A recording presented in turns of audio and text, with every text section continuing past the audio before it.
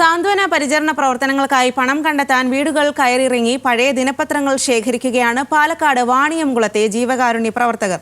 ശേഖരിക്കുന്ന പത്രക്കെട്ടുകൾ വിറ്റ് കിട്ടുന്ന പണം ഉപയോഗിച്ച് കിടപ്പ് രോഗികൾക്കായി സൗജന്യ ഫിസിയോതെറാപ്പി ചികിത്സാ കേന്ദ്രം ഒരുക്കുക എന്നതാണ് ഇവരുടെ ലക്ഷ്യം.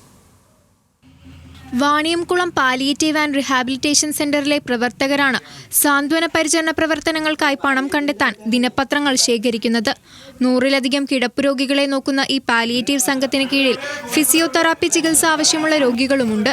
കൂടുതൽ ചെലവ് വരുന്ന ഈ ചികിത്സ പഞ്ചായത്തിലെ മുഴുവൻ കിടപ്പ് രോഗികൾക്കും സൗജന്യമായി നൽകാനാണ് തെറാപ്പി കേന്ദ്രം ഒരുക്കുന്നത്. വാണിയംകുളം പാലിയേറ്റീവ് റിഹാബിലിറ്റേഷൻ സെന്ററിന്റെ പ്രവർത്തകർ വീടാന്തരം കയറിയിറങ്ങി വായിച്ചു തീർന്ന ന്യൂസ് പേപ്പർ കളക്ട് ചെയ്ത് എത്തിച്ചുകൊണ്ടിരിക്കുകയാണ്. ഫിസിയോതെറാപ്പി സെന്റർ കിടപ്പ് രോഗികൾക്ക് തികച്ചും സൗജന്യമായി നൽകുന്ന ചികിത്സയായിരിക്കും. ഈ ചികിത്സയ്ക്ക് വരുന്ന എല്ലാ മൂലധനവും ഇതുപോലെയുള്ള പ്രവർത്തനങ്ങൾ കൊണ്ട് സ്വരൂപിക്കാനാണ് PPRC തീരുമാനിച്ചിരിക്കുന്നത്. മിഷനറി സംവിധാനങ്ങൾക്ക് മാത്രം 5 ലക്ഷത്തിലധികം രൂപ ചെലവ് വരുന്നുണ്ട്. ശേഖരിക്കുന്ന പഴയ ന്യൂസ് പേപ്പറുകൾ വിറ്റ് കിട്ടുന്ന പണം ഇതിനായി ഉപയോഗിക്കാനാണ് പ്രവർത്തകരുടെ ലക്ഷ്യം. ഇതിനായി ഒരു കളക്ഷൻ സെന്ററും വാണിയംകുളത്ത് പ്രവർത്തനം ആരംഭിച്ചു. ന്യൂസ് മലയാളം, പാലക്കാട്.